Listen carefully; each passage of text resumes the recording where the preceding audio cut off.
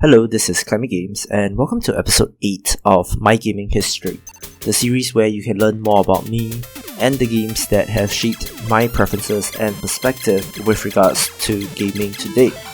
In this episode, we will be looking at Wonder Boy 3 Monster Lair, a game which meshes the genres of platformers and shoot-em-ups.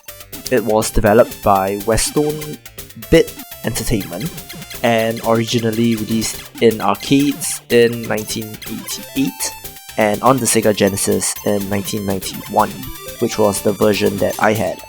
In Wonder Boy 3 Monster Lair, each stage consisted of two phases. The first is a traditional platformer, where the characters had the ability to jump and to fire projectiles from their weapons. The vitality or health of the character was constantly decreasing, and the only way to replenish it was to eat fruit scattered throughout the world. Now that I think about it, this mechanic was used in a more recent game that I covered in Dinocide, which shows how mechanics can be revived and used through gaming's history. Once the player makes it to the end of the platforming phase, the game switches up into a horizontal shooter, with the key point being that there is a boss fight at the end of this phase.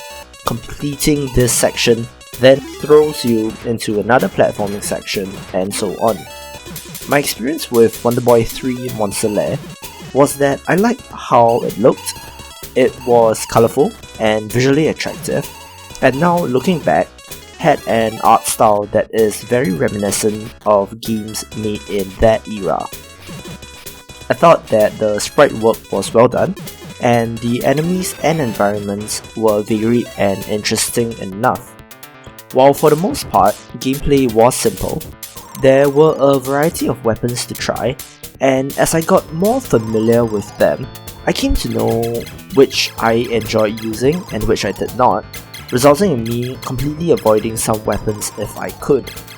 The shoot-em-up phase was fun as well, with enemies flying at you in certain patterns, and having to attack while dodging was challenging but rewarding.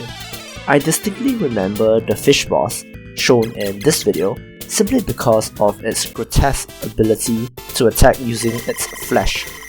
I also remember playing this game in co-op, with player 2 controlling a pink-haired princess.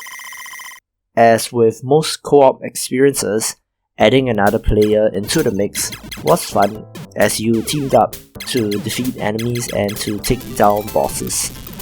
Anyway, that will do it for this video. Thank you all for watching. Do stay tuned for the next episode for another game from my past.